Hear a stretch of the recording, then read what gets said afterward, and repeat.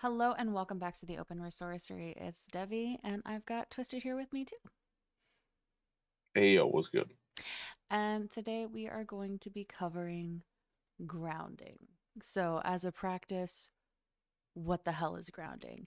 Um, that seems like a decent question because it gets thrown around a lot. It's like you should just ground yourself, go touch grass, go just be in yourself. But what does grounding actually mean? So, in terms of grounding, I'm going to first pull from the electrical, right? We all got electricity in our homes. We've all got our, you know, our plugs that have the three prongs on them, right? Grounding is literally to take it whenever there's any kind of surge and disperse it so it doesn't destroy the circuit, so it doesn't cause a fire, so it doesn't cause any kind of chaos that way. In my opinion, and how I view grounding, it's very much the same for your body. It's very much along those same lines of, hey, there is excess going on here and I need to discharge it. I need to get rid of it. And so that's kind of what we'll be going over. But that's my view on grounding. What is your view on grounding? Well, you already said the mean touch grass, and I guess like the popular phrase that preceded touch grass that, I was said at least, when I was growing up and while you were growing up as well, is go outside and smell the flowers. To go ahead and sum it up and all that sort of thing.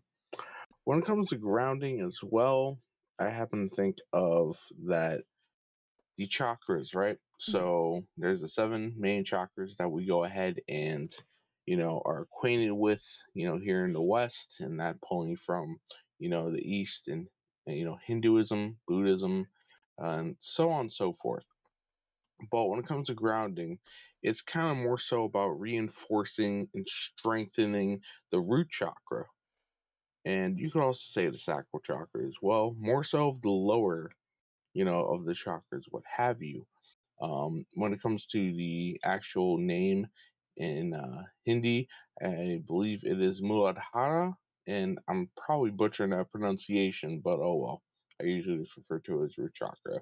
And also potentially the Brahma chakra, which, some believe lies below the feet. That's not within the seven main ones that people are usually aware of and associated with, but honestly, that's semantics for another time in dealing with chakras. But in summary, nobody can fucking agree on how many there are.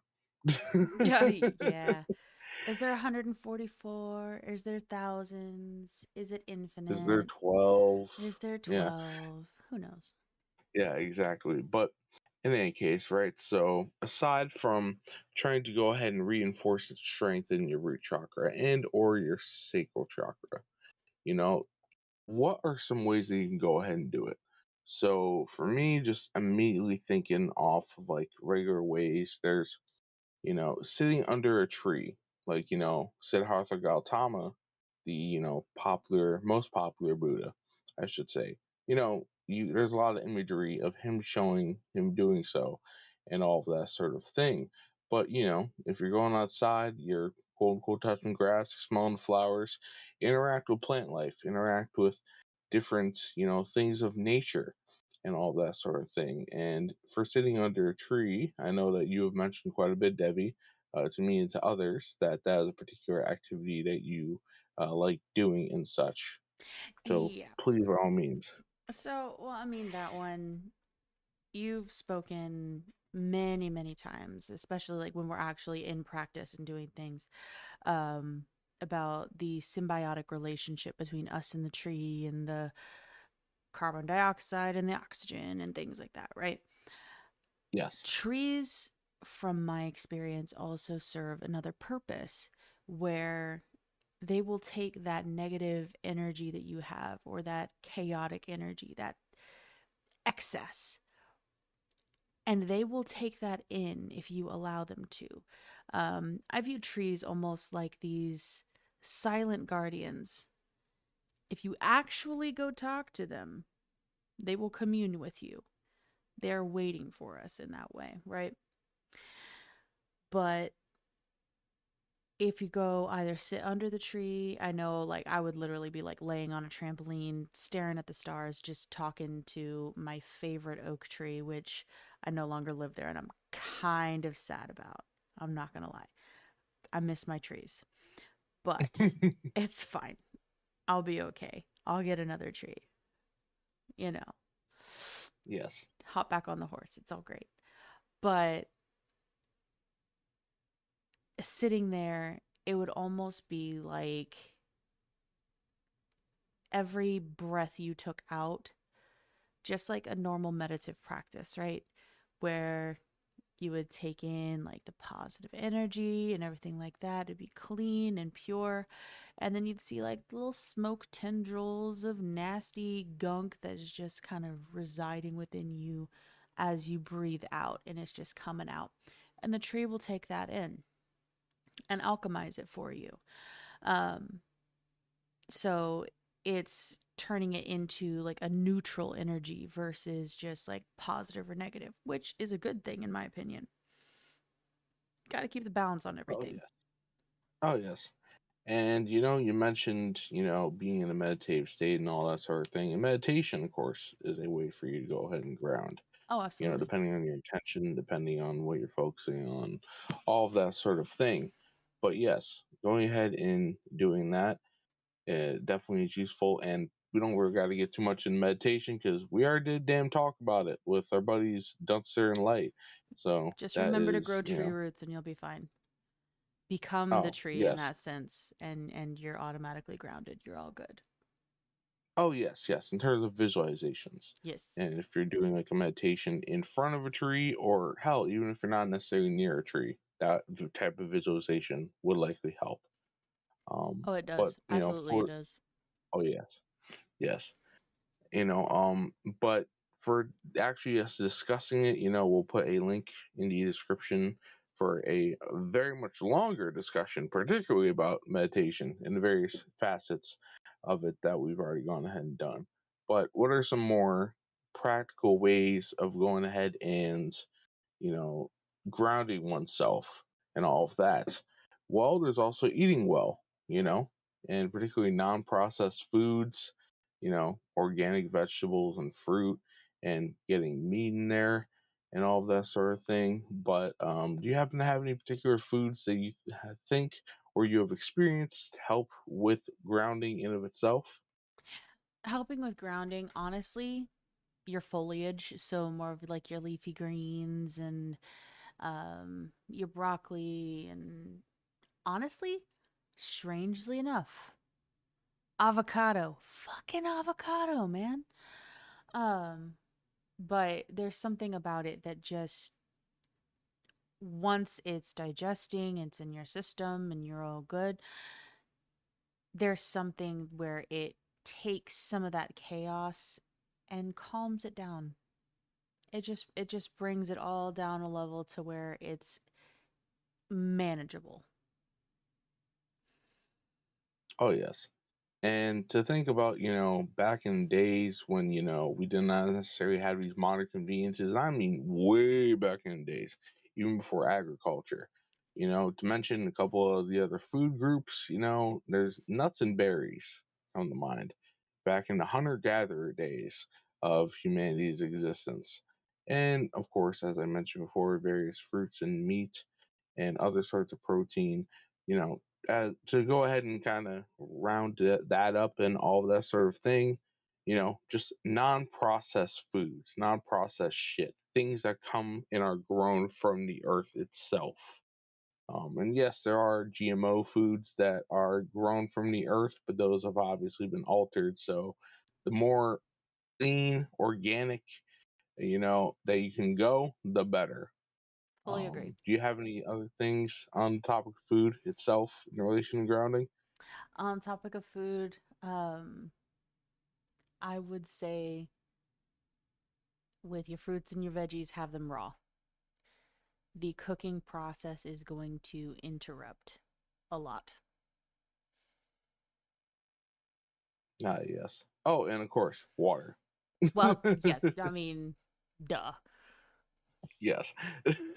But worth mentioning because there's a lot of people out there who have their soda pop and I sugary mean, drinks and juices and have coffee your, and high fructose corn syrup, do your thing. I'm not going to judge, but get some goddamn water in your system, please, for the love of God. yes. Well, I'm actually gonna go ahead and ask you a question, and this is something that I'm, kind of thinking maybe it could be the case, but does coffee help with grounding? It can, um, but that really is going to depend. Um, so more so I see coffee and teas and things like that. That it's technically a stimulant, right? Anything that is Yes. a stimulant is not going to be grounding because you are not discharging, you are multiplying. You are taking what is and making it move faster, or just making it move, right? So, kind of, but I would say that would be stimulating and grounding for somebody that maybe has like ADHD. Somebody that already Yes. is running on a function that is not necessarily quote normal unquote, and so that would bring them down and actually ground the shit out of them, Yes. But literally, yeah, because it's so coffee. yes.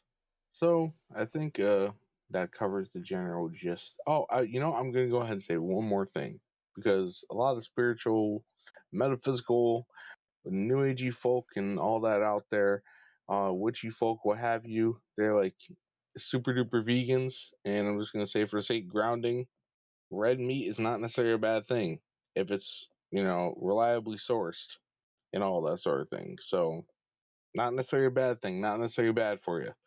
Um, in terms of doing it for like eating it for that, and of course good old protein. But Absolutely. on to other yes, and on to other practical sorts of ways that you can go ahead and ground. Well, various forms of exercise and all that sort of thing, whatever it may be. Obviously, walking, and maybe you might want to go ahead and walk barefoot, hence the whole touch grass meme and all of that. Or just honestly, in any way, shape, or form, exercising outside, making sure you're able to go ahead and experience, outside, what have you, breathing in fresh air, so on and so forth. But even other forms of exercise, just to, as you said, you're going ahead and you're exerting energy, you're removing the negative shit, or you're going ahead and kind of like, all right, my head's up in the clouds. I need something to go ahead and bring me back down to earth and all that sort of thing. Do you have any particular sorts of exercise that you think are very useful for grounding? Yoga. Fucking yoga. And I know that's going to be like, oh my God, that's so cringy. I understand. But at the same time, it is more focused on breath. Anytime that you're doing yoga in the actual manner, where you're focusing on breath, it's not necessarily like, I'm going to get so deep in this pose and everything's going to burn so good. It is more focusing on, okay, how deep can I go while maintaining the depth of breath, right? So doing that because it's taking up so much of that mental function at the same time and kind of funneling it towards that towards the exercise itself. It's wonderful for grounding. Oh yes, yes. Um, Now, various forms of exercise, we don't have to get too deep into that side point you just went ahead and given us, but I think a nice segue between us having discussed foods and all of that sort of thing and transitioning into something different, um, and that is, honestly, I'm going to definitely defer to you for this because I don't know jack shit, or at least I don't know very much about crystals, but salt being used for purifying and grounding in of itself. And then, of course, that's considered a crystal. And with that, you can go ahead and talk about crystals to your heart's desire and until you're content. Because once again, that's not my area. That's above my pay grade. Fair, fair. So there are several crystals that they work on the basis of let me absorb it, let me take it in. Um, Most of them are actually darker crystals, so they are um, either black or near black. So that would be like black obsidian, black tourmaline, hematite, which is um the metallic but also magnetic one. Um, Shungite is one of my favorites. Jet, smoky quartz. They work on the basis of they're taking it in. They're taking that excess away from you, almost like the hematite being a magnet for it, um, but preventing you from going haywire. So that one, it's more of a keep them in your space, keep them, you know, have some at your desk. Like I have a slab of shungite I like to keep at my desk to discharge any excess energy out of my tarot decks. Like whenever I'm pulling for clients or whatnot. I know I put my tarot decks on there, which quite frankly, I outed myself as like, damn, I need to put that back on my desk. I just moved and I forgot to do that. But I had been. That was my practice. But damn. Um but I love that for that purpose specifically. I always keep black tourmaline on my desk as well, just with being in the flow and being a person that like, yeah, I like to go explore. Yeah, I like to open myself up, but I do not want to be a magnet for negativity or anything like that, right? So letting Yes. that kind of filter and magnetize all the negative as I'm going through more of a flow state. So there's that. There is kunzite. I haven't worked with this specifically, and this one is more of a newer stone, so I don't have the personal association with it. Excuse me. But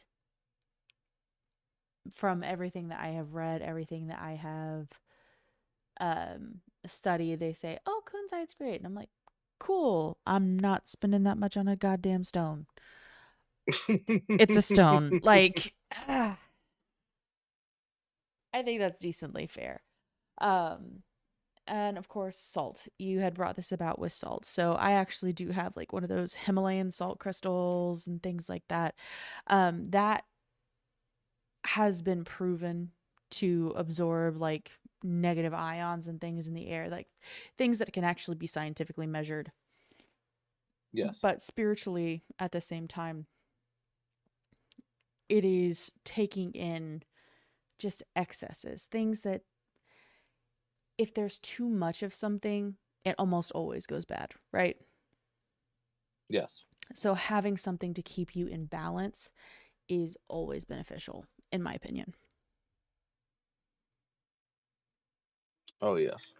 And so you covered pretty much the gamut of what you want to for crystals, correct? Yes.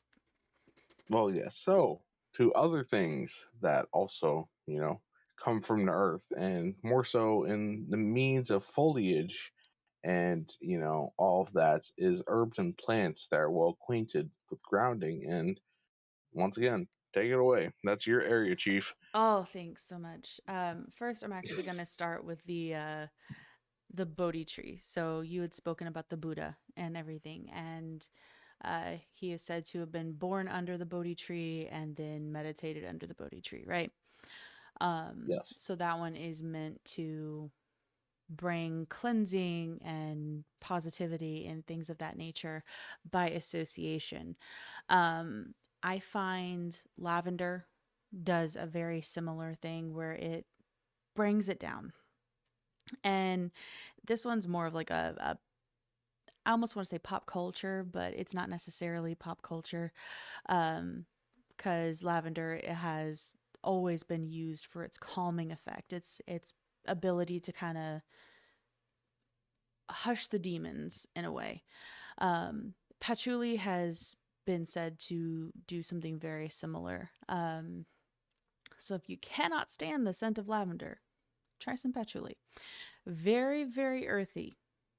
Very earthy. So get used to that. But it brings you down and it allows that space to actually I'm actually going to use like a musical reference here. You know, whenever you're in a orchestra hall or a band hall or even like a choir room and everyone's warming up on their own and it's so dissonant and there's all these voices and it's or instruments and it's like screeching and it doesn't make any sense, but then it's brought down into this quiet hum, this ability to actually think and flow and just be there where all of that screeching stops. And then they're all on a singular note, all in unison. That's what these are meant to do. Kind of bring down that chaos and allow that discharge of ugh, that excess. Um, Gotu Kola, I'm not 100% acquainted with, but from what I've read, that one's a really good one. It's more of an incense to burn before meditation, but not during meditation. I'd need to do some more research on that as to why. Um, Personally, gardenia is a really calming one for me, but gardenia for myself because this one's personal association. That one is a strong tie for me into the divine feminine itself. So that always brings in that hum, that chord of um, connectedness. Rosemary is a wonderful cleanser and has that ability to flush things out, and then myrrh. So I would not say frankincense. I have found frankincense is more of a multiplier, while myrrh is like, let's clean it out. Frankincense is like, let's bring positivity in, which is great, but myrrh sometimes can be used by itself to just kind of give give the room a little hush, you know? Yes. All right. So in covering that, right? So different herbs and plants, you know, not only can they just be used, say for like, we were talking about food before, you could put it in, cook with it or, what have you. But I know for yourself, you go ahead and you utilize different herbs and things for making candles, Mm-hmm. and all that sort of thing. And that being a part of your practice. So for candles themselves, right? What colors, would you go ahead and say are very good for grounding, or what would you say in relation to candles, anything, what have you, that is good for the purpose, the intent of grounding itself? So if we're going to do color association, first and foremost, black. Hands down. Um, Dispelling, but allowing things to grow. Um, White is, of course, a universal one. Probably I would pull in red. Um, it's just kind of like more of the base core of a person. Um, but strangely enough, and I know this association is typically with like third eye or um, even like crown chakra and everything like that. But purple, because that in personal association, that one's more of like brings things full circle in a sense. But stick with like the deeper, darker colors, and that's gonna get you where you want to go. Also worth mentioning brown, I believe. Well, yes. Yes. Just like the dirt. Yes. See, Yes. And that brings us to beings of the earth element, right?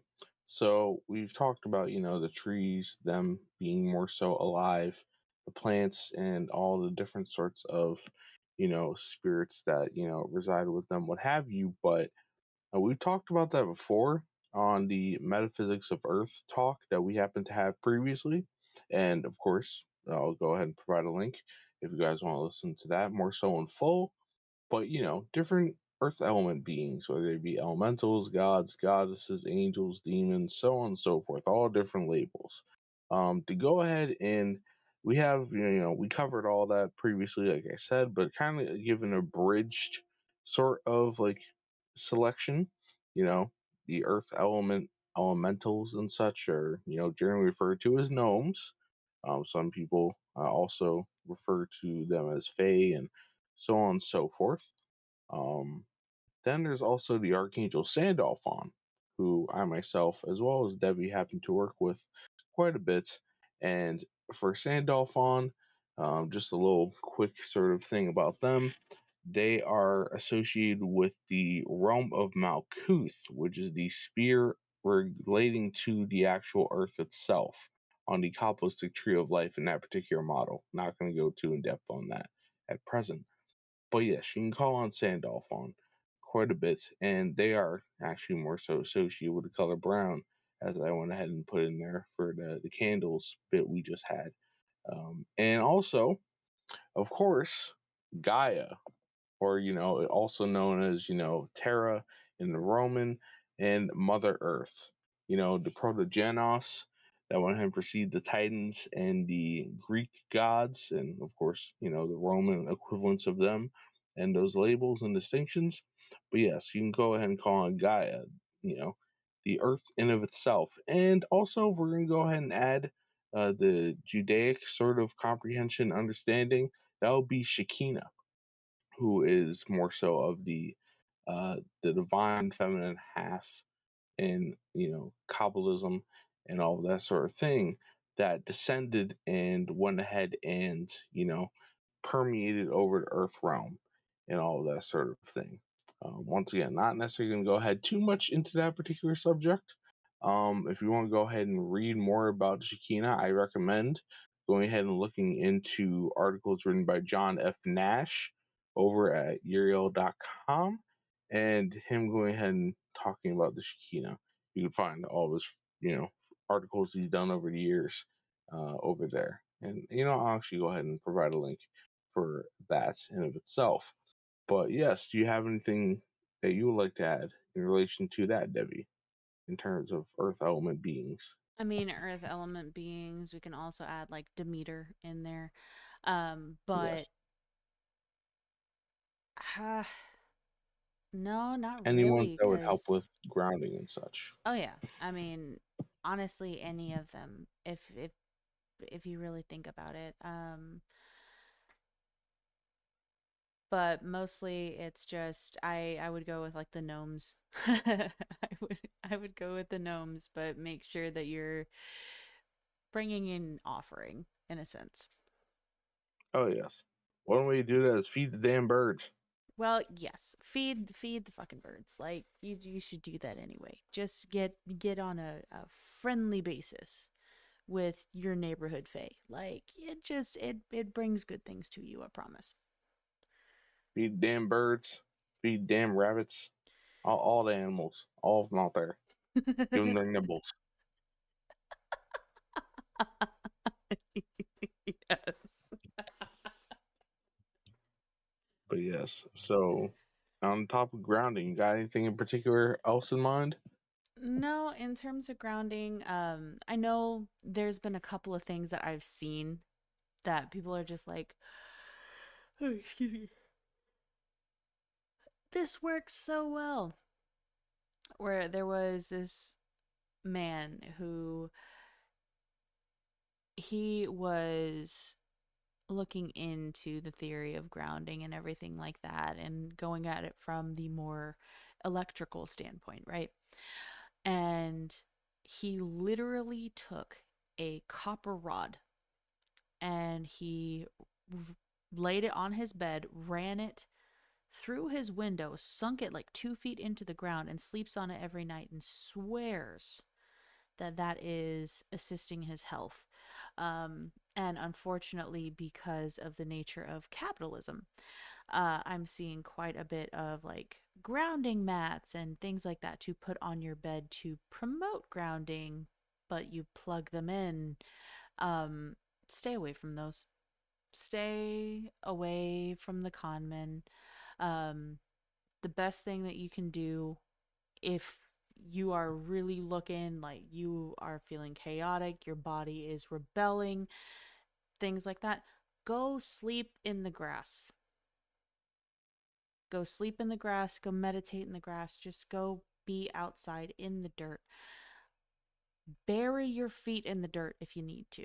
Just stay away from the stickers and the fire ants. That is my recommendation. Oh yes. And also, something that just came to mind. So we were talking about exercise, right? Well, martial arts, that is one sort of manner of exercise that one can do that can help with grounding, right? And I ask that, and I know that you have undertaken Tai Chi to some extent.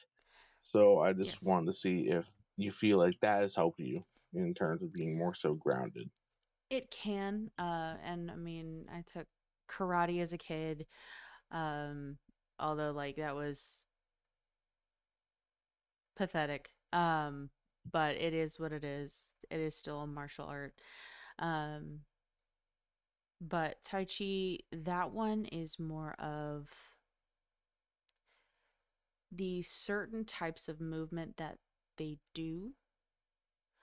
Um like it's with the feet, like the way that the feet actually like sink in, that's what makes the grounding so powerful.